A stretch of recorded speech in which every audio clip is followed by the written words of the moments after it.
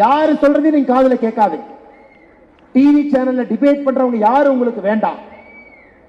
பத்திரிகையில் எழுதக்கூடிய நான் போல் ஸ்ட்ராட்டஜி போட்ட, நான் மக்கள்கிட்ட கருத்து கணிப்பு கேட்ட, வேண்டாங்க ஐயா. கருத்து கணிப்பு தெளிவா இருக்கு. 25 தொகுதியை தாண்டி வெற்றி கொடியை நாம் நாட்டப் போகின்றோம். எந்த மாற்று கருத்தும் இல்லை. கடைசி 60 நாள் களத்தை விட்டுறாது. இவ்வளவு தூரம் வந்தாச்சு, எதிர்த்து நின்னாச்சு.